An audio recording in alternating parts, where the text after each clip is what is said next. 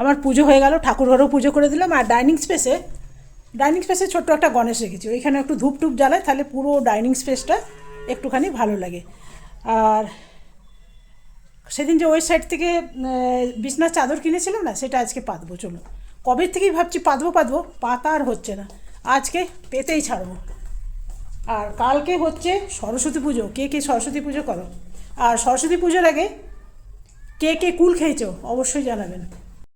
ছোটোবেলায় কী ভাবতাম জানেন, যদি সরস্বতী পুজোর আগে কুল খেয়ে নিই, তাহলে বোধহয় মা সরস্বতী আমাদের পরীক্ষায় ফেল করে দেবে, মানে পড়ালেখা করলেও ফেল করে দেবে, এটা মনে মনে ধারণা ছিল।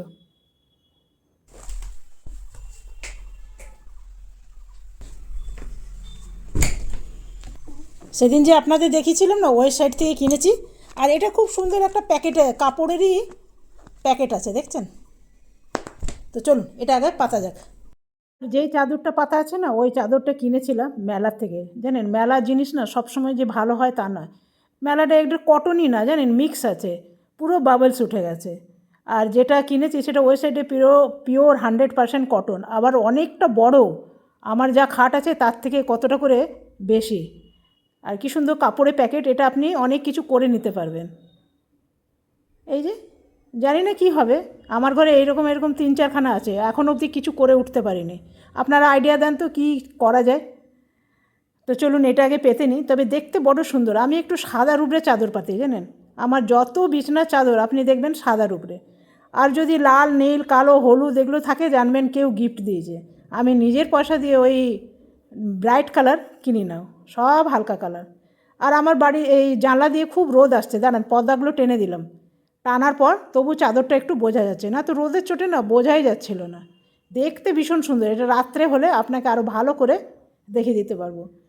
তো বালিশগুলো পেতে দিলাম। বালিশগুলো দেবার পর ভীষণ ভালো লাগছে। আমি বিছনাতে কুশন রাখি না, কুশনগুলো কোনো দরকার হয় না, সব ছুঁড়ে ছুঁড়ে ফেলে বলে রাখি না। অনেক দিন ধরেই ভাবছি, জানেন, পাতবো পাতা হচ্ছে না।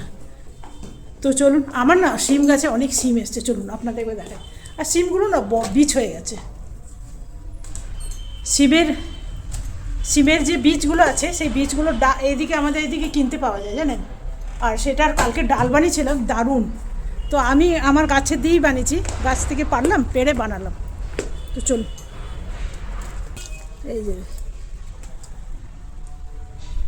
এই যে সিম,